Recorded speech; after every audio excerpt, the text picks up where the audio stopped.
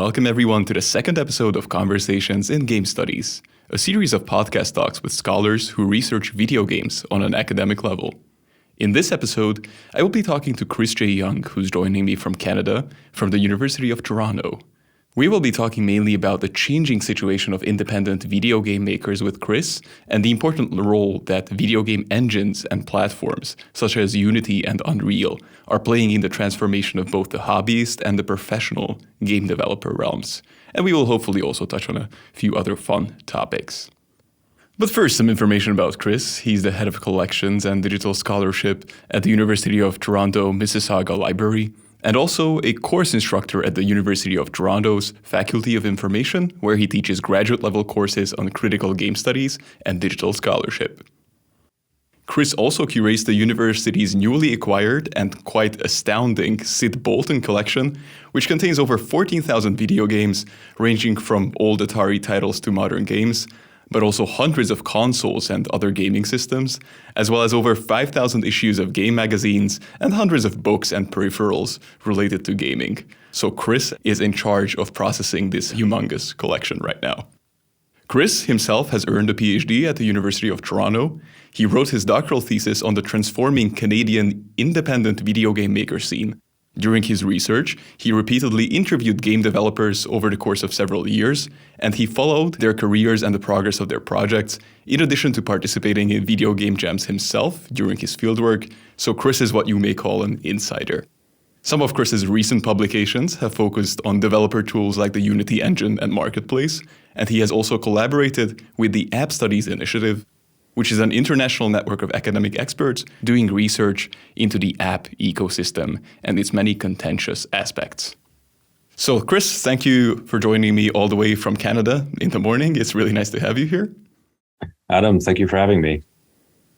Since I have given a fairly basic rundown of your CV, now I would ask you on a slightly more personal note, how one becomes a video game scholar in Canada, and maybe how widespread this field is, because Canada is considered the mecca of video game development, thanks to such legendary studios as BioWare, Eidos Montreal, or the Montreal studios of Ubisoft. So how is the field there? Yeah, so the field here it's quite interesting. So the video game industry, generally speaking, has sort of risen from a backwater, I guess, of the industry from like 25 years ago to being the sort of third largest workforce globally after the US and Japan.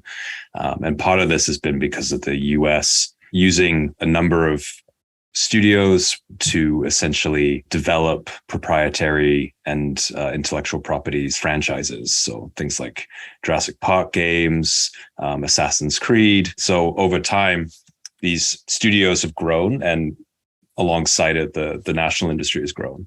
Adjacent to all of this has been a growing game studies community, which since game studies kind of emerged as a sort of active, organized discipline about 20 or so years ago. And the Canadian one grew with our main scholarly association, which is the Canadian Game Studies Association, as well as various sort of periodicals and places to publish, like our journal Loading. So we've been quite active. And how I sort of came into all of this about 10 years ago, I had a course with a scholar at the University of Toronto, Sarah Grimes, who does research on the wider media spectrum, but is interested in particular on sort of the rights of children when they play games. So I took a course with her on just basic research methods, and we had a final assignment that basically said you had to propose a research project, much how like you would for, say, applying to a PhD program or for like a research grant. And so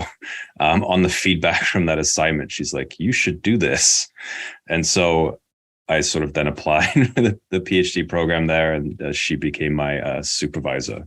And so 10 years ago, it was a lot of game studies doctoral students, you could say, were kind of like falling into this spectrum. It's like there were a handful of faculty across the country, you could say, that were doing this. And then alongside me finishing my PhD, there was another sort of cohort of the next generation of students. And so now many of those folks have been hired by a number of institutions. And so we have not necessarily game studies programs, but certainly cohorts of games researchers at University of Toronto, Concordia, Waterloo, and several other institutions. That sounds like it's actually a very similar trajectory to Central Europe, even though the industry is obviously much bigger in Canada. And maybe on that note, it's a somewhat banal question, but is video gaming somewhat of a national pride in Canada? Does it somehow fit into the Canadian narrative? Because some European nations like the Polish are extremely proud and extremely vocal about their place in the video gaming industry. Does this at all somehow resonate in the broader Canadian narrative about the Canadian economy or identity, for lack of a better word? That's a fantastic question. And I don't have a great answer to it because I think most people in the public consciousness would look at film as being sort of the pride. So Canada's kind of known colloquially as like Hollywood North because, Toronto and Vancouver end up being sort of like versions of New York or Chicago or fictitious North American cities. And so people are very aware of that and proud of it. And then you also get to see, these film sets, like you're walking down Toronto and suddenly like the streets close and you find out it's like the next Batman film or something. And people are aware of it. But with games, they're hidden in these little sort of warehouses that used to be like industrial mills and stuff that have been transformed. And so people don't know about it per se. Like if you say to people, just about every Assassin's Creed game was either made solely here or partly made here, they'd be like, what? Where was it made? And then you explain that it was in Montreal, and then you talk about other things. So I think folks who are on the you could say, like, who know about our game industry, like, are well aware, but publicly it's kind of hidden, much like the industry practices and things like that as well. I also grew up with series where Vancouver and Montreal would pretty much stand in for everything. I think pretty much everybody knows around the world the Canadian landscape by now. Mm-hmm. So Chris, I would like to talk a bit about your PhD research because it really ties into gaming platforms or gaming engines and marketplaces. You essentially investigated how the independent game maker sphere has evolved. Can you tell me how the last 10, 15 years have transformed the game developer landscape? Let's say to how one would imagine on one end having the professional game developers who work for a single studio, and on the other end, people with very, very limited resources doing a few mods. So how has this been complicated? So right around the time I started my PhD program, I was seeing folks who weren't necessarily professional developers who worked at these household name studios like Ubisoft, Rockstar. I was seeing people who are working in coffee shops, making games on a laptop. And this was like around 2010. So a couple of years after the Apple App Store opened, Steam was beginning to become more ubiquitous, and a number of other sort of online websites and so forth.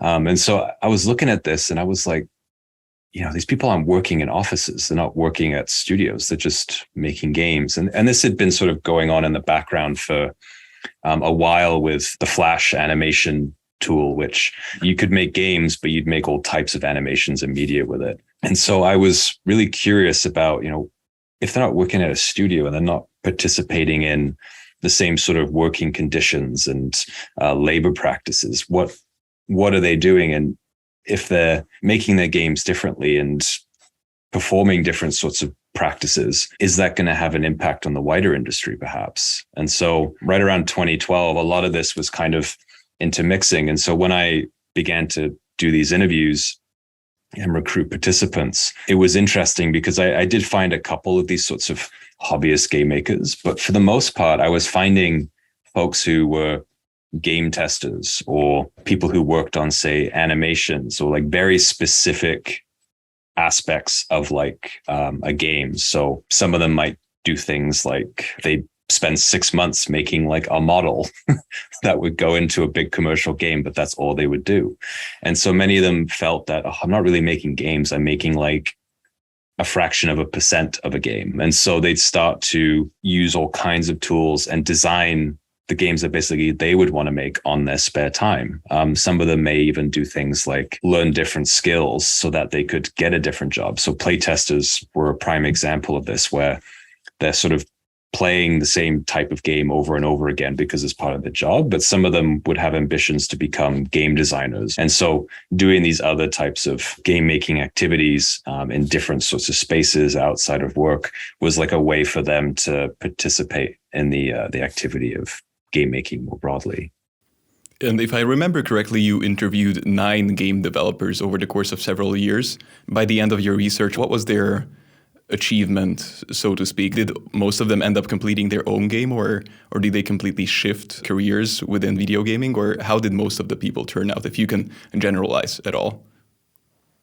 So I would say my general conversations with them is that they loved making games outside of their work, mainly because they could make these little prototypes or these little mini games, and they could do it at a game jam over a weekend, and then polish it up a bit more and release it on websites like itch.io and other sorts of places where it's quite easy for you to just, make your game and publish it and then send it around to friends and colleagues and so forth. And so many of them enjoyed that. And over the 2 years, like some of them made like half a dozen games.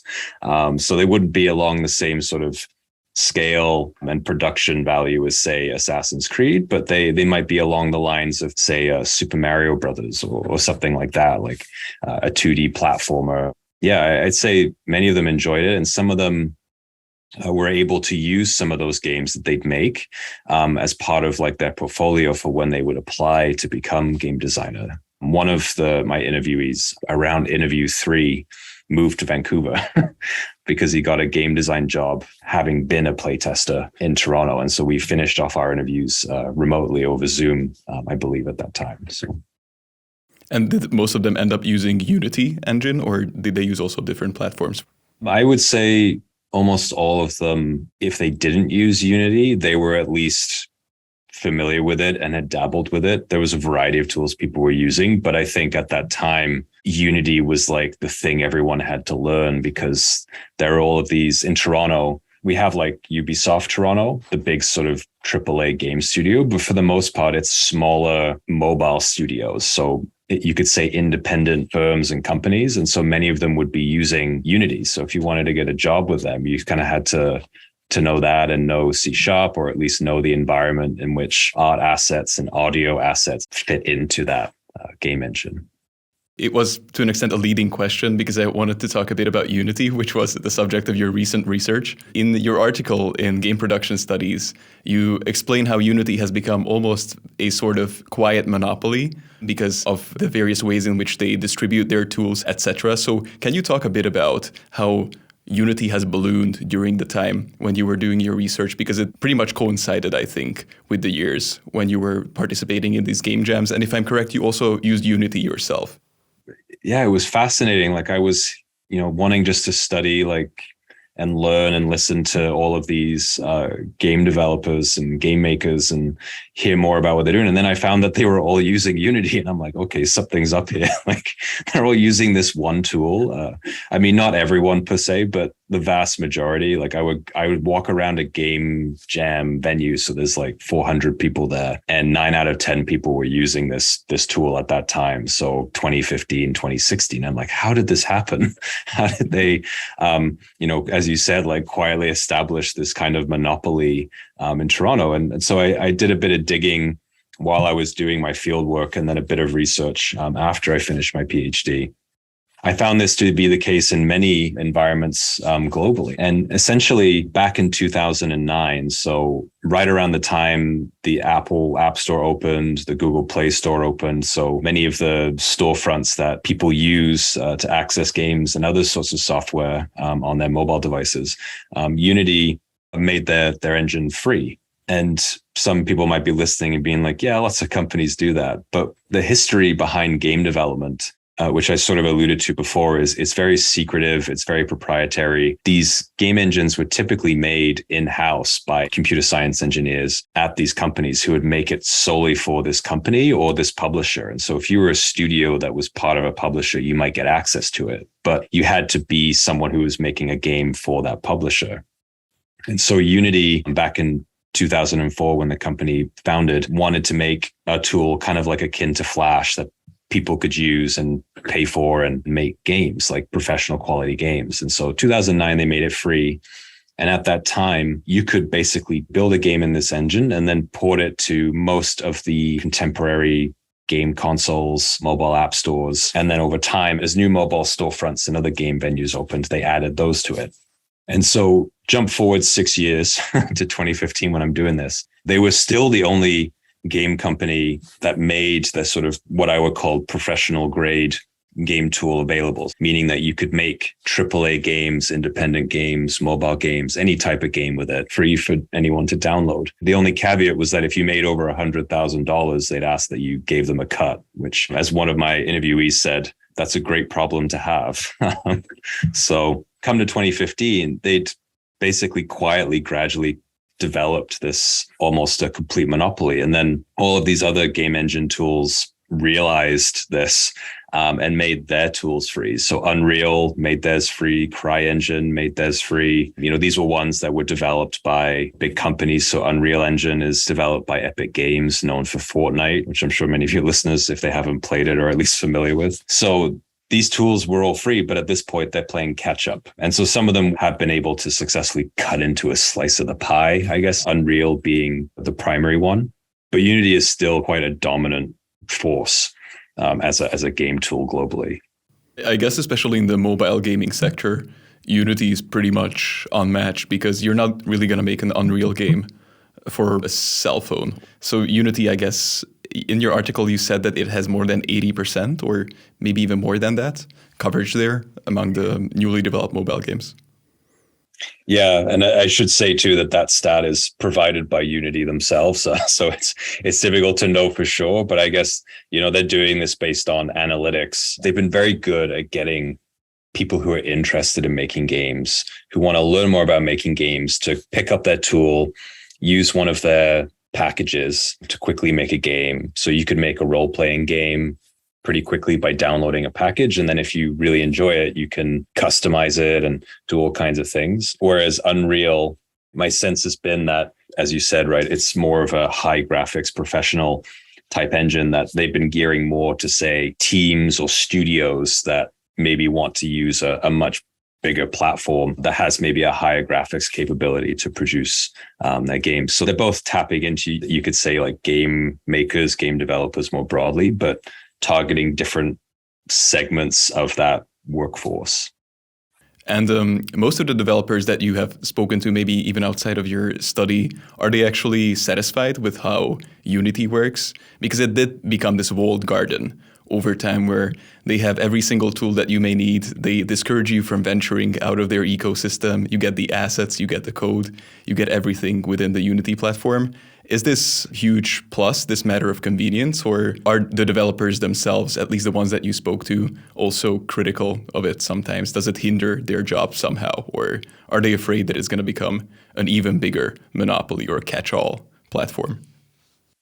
Generally, I think they find it convenient, partly because, like many of these platforms, they want you to do everything in there. They don't want you to have to go use a different tool or a different service to be able to make your game, right? So if you make a game in Unity and you have the ambition to release it on, say, the App Store, to monetize it, to do analytics on it, you can do all that within the tool itself. And they've either acquired companies or they've acquired special licenses to incorporate those different aspects so that people don't have to use something else.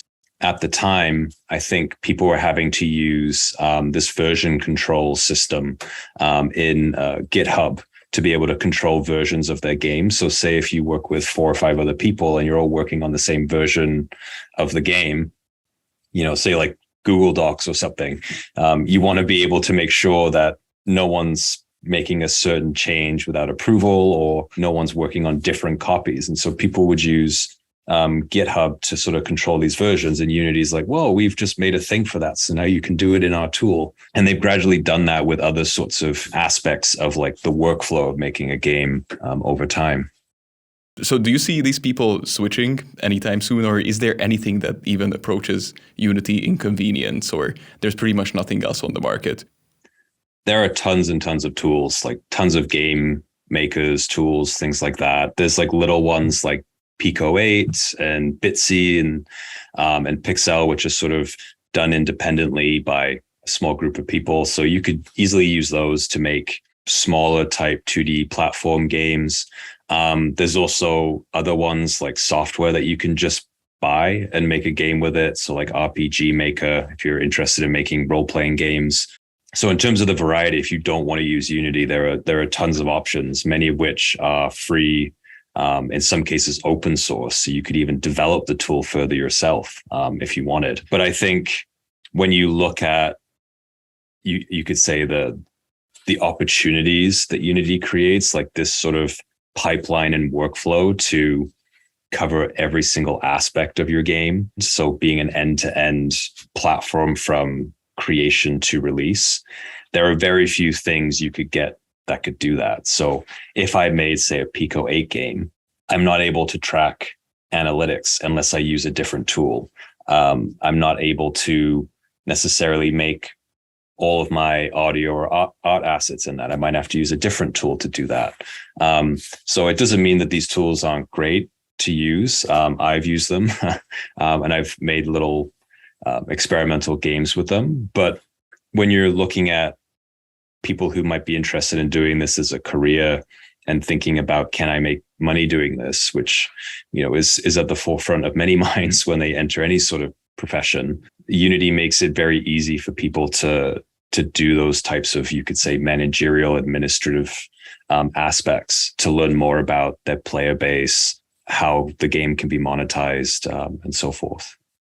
Yes, and this monetization is also a huge part of your article when you speak about Unity, that essentially they're giving game makers these amazing tools, but you're automatically opted into their scheme, so to speak, where they're taking a certain cut from the profits of your game, and it's a great problem to have. But can you maybe talk about the ramifications of these kinds of systems? Because Unreal is doing this. I presume that CryEngine may be doing this at this point. So can you maybe give me any of your thoughts on how this system may evolve further, or if it has potential for maybe greater exploitation, especially if these platforms end up becoming even bigger monopolies than they are now for game makers? So right now, if you're interested, you could just go and download a copy of Unity, but you have to agree to the end user license agreement.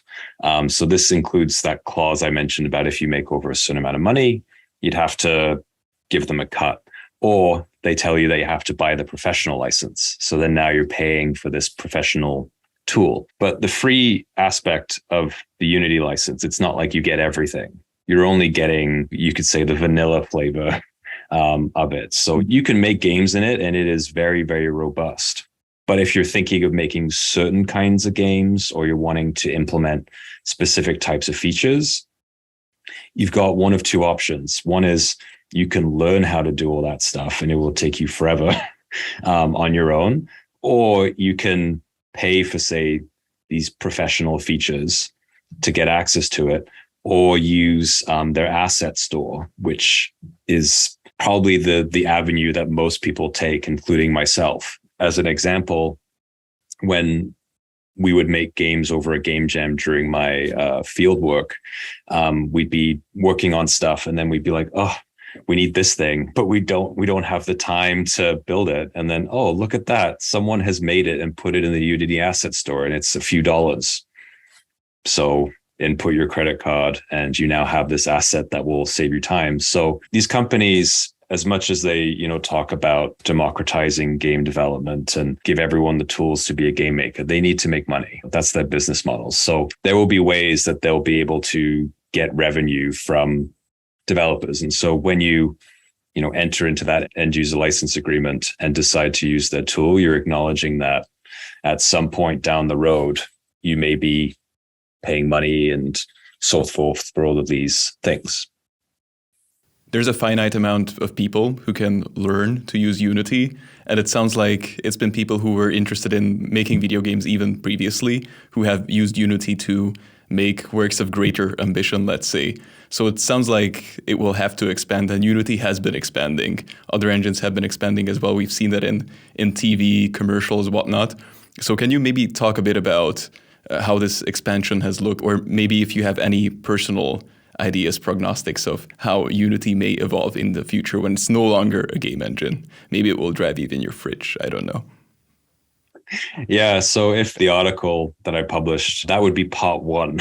Part two, I'm working on with my colleagues at the App Studies Initiative, is about this exact question. So they're not just a game company anymore. Their goal, or at least how they present themselves, is that they want to be the number one company for real-time, interactive, animated graphics media. So what that means, if you look at it broadly, is that they want to be the thing that people look at if they're wanting some sort of interactive audio-visual experience. So they have been, over the last 3 or 4 years in particular, but certainly since I finished my interviews, they've been acquiring companies, studios to basically incorporate features and technologies to support people who are wanting to make products for, say, the film and television industry, the architecture, engineering, and construction industry, the automotive industry. And so some of you might be listening and thinking, like, what has a game engine got to do with the auto industry?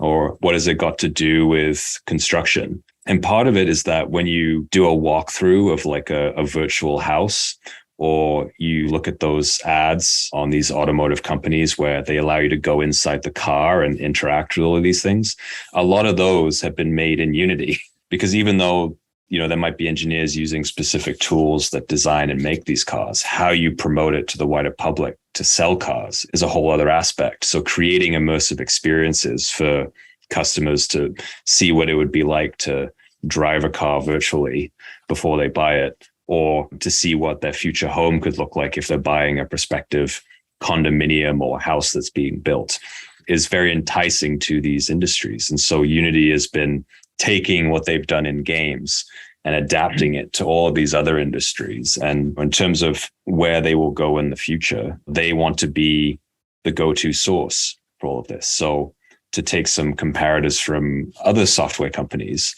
how many people use a software other than Microsoft Office for how to write in a Word document, or Microsoft Excel? Like, there are other options up there. There's a lot of them, but do people use them for the most part? When you're wanting to do things like editing photos and so forth at a high level, do people use anything other than Adobe Photoshop, right? So those companies, Adobe and Microsoft, have sort of cornered those segments, and Unity is trying to position itself as a way to corner the interactive media experience. And so they are competing with all of these other companies, but they are at the moment definitely positioning themselves to be the dominant force in that area. And do you think that Unity actually has the resources to achieve this kind of widespread coverage? Because let's say the spheres of influence that Unity is trying to cover are quite expensive and technologically extremely challenging, because we're almost in the case of everything, video games, advertising, film, we're talking about multi-million-dollar projects at the very least. So do you think it's actually feasible to have a technology that is catch-all, or could it be too much to chew off even for such a company as Unity? Yeah, I mean, in terms of scale, Unity is small fish compared to Adobe, Microsoft, many of these other big companies. But they have a product that those companies don't have. Historically, and even now, Unity has partnered with Facebook, Microsoft, a number of these other companies on specific projects and features, because those companies are like, well, we can't build this, and they won't let us buy them.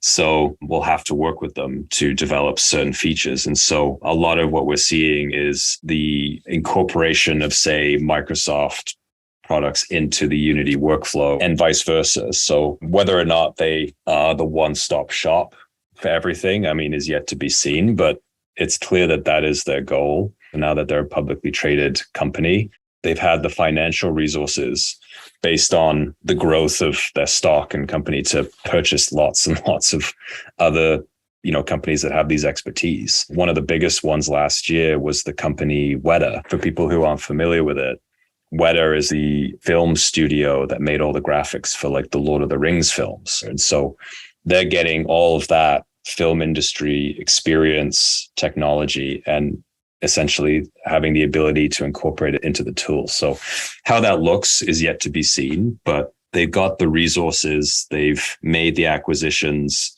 they're positioning themselves there. Whether or not it turns out that way is another question, but I certainly think they are very competitive, and I don't see any other real challenger at the moment. Unreal is certainly there, but they're not necessarily there in the sense that they're breaking into all of these other industries the same way that Unity is. It sounds like your study will not be a two-parter when it comes to Unity then, that it's going to have many, many continuations. And maybe to circle a little bit back to game makers, developers, do you think that the ready availability of such a robust tool has actually improved how people are making games? Or is there maybe too much being made, too much competition? Is it a race to the bottom when you are hiring all these people who have these basic skills now? How do you think Unity has actually rubbed off on the industry in terms of maybe labor conditions or working conditions in general? Yeah, that's a fantastic question. And when it comes to, say, the AAA industry, so think of the big publishers like Activision, Blizzard, I would say no, but partly because they don't use that tool. They have their own in-house ones. When I started my research, mass layoffs, harassment issues were headlines. They are still headlines. So it hasn't rubbed off in that way necessarily. But when I look at the people who are just making games because that's what they love to do, and they're looking to make money if they can, not necessarily to become wealthy, but just so that they can keep making games. Many of them are able to do it under conditions that are ideal for them. So being able to have more of a work-life balance, being at home, being able to have a family, being able to work with who they want, collaborate rather than you're being stuck with a certain team within a segmented part of the studio. So in that sense, Unity, alongside many of these other tools, have certainly had a positive effect. But we still have these widespread issues where, the vast majority of professional game workers are, and it's had, I would say, negligible effect in that regard. Would it have a positive impact if, say, all these companies suddenly switch to Unity? My answer is probably no, because I think those issues run quite deep. But when I look at, folks who maybe couldn't have got into the industry 20 years ago, certain underrepresented demographics and communities, it's had a positive effect because you're able to put these tools into the hands of like the everyday person. Doesn't mean that everyone can make a game, but it certainly means anyone could potentially. Good. I think that's a somewhat positive note to end the discussion about Unity on. And I would have one last question, a slightly more whimsical one. So you have dabbled in game making yourself, especially during your fieldwork. Are you still using Unity? And what's your favorite, maybe, aspect of using these freely available tools? I'd say more recently, my interest has been in some of these other niche tools, what I mentioned before, Pico 8 and Bitsy. And it's just because Unity, even though it's relatively easy to learn, like they have this learning environment and so forth, there is still a bit of a learning curve there. And I've been quite interested in just things that you could rapidly build something in limited to no time at all. So things like Mario Maker and some of these other sort of closed, limited creative environments have been really good. I've also enjoyed making board and card games as well, like just, taking some paper and a pen. And I think that's sort of, what I would encourage anyone who's just interested in making games is you don't need to use one of these big tools. You can just get paper and pen and start prototyping ideas. You can also find some of these more, you could say limited creative options like Mario Maker and Little Big Planet and so forth, just to get a sense of what is it like to design and make a game, to get a sense of, is this something I really like? And then maybe you take that next step and download Unity or something like that. Yeah, that's great advice. Anybody who has any creative inclination whatsoever, they should definitely do it, because I think these creative projects are always great for your general well-being. Usually a lot of stuff you want to express that comes out in these pet projects. So Chris, thank you very much for taking the time to talk to me from Canada in the early morning. I wish you best of luck in the future of your research. Very curious about the second and probably eventually many sequels of your research into apps and the Unity platform, and also cataloging the new collection. And it would be very interesting to have you back actually to discuss how a university is able to work with such a massive video game collection. Best of luck with that, and hope to talk to you later. Thank you so much for having me, and I'd love to be back.